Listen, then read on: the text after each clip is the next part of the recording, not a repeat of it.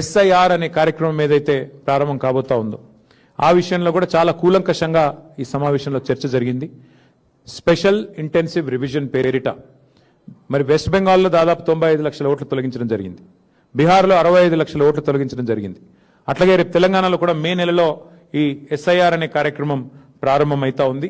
కాబట్టి ఈ విషయంలో పార్టీ మొత్తం కూడా టాప్ టు బాటం గ్రామ స్థాయి నుంచి మొదలు పెడితే బూత్ స్థాయి నుంచి మొదలు పెడితే స్టేట్ స్థాయి దాకా కూడా ఫోకస్ చేయాలని చెప్పి మా పార్టీ అధ్యక్షులు దిశానిర్దేశం చేశారు.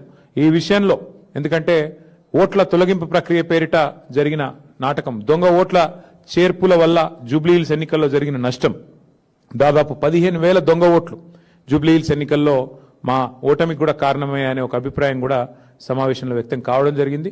దానిపైన పార్టీ అధ్యక్షులు కూడా స్పందిస్తూ ఎస్ఐఆర్ జరిగే క్రమంలో స్పెషల్ ఇంటెన్సివ్ రివిజన్ జరిగే క్రమంలో పార్టీ శ్రేణులు క్రియాశీలంగా ఉండాలి, యాక్టివ్గా ఉండాలి, తప్పకుండా మరి వెంటనే ఎప్పటికప్పుడు స్పందించాలి, ఎక్కడికక్కడ మరి అధికార పార్టీ చేసే ఆగడాలకు అడ్డుకట్ట వేయాలని చెప్పి కూడా తీర్మానించడం జరిగింది. ఎక్కడికక్కడ పార్టీ క్రియాశీలంగా top to bottom booth level to state level పనిచేయాలని చెప్పి కూడా సీరియస్ గా ఆదేశించడం జరిగింది.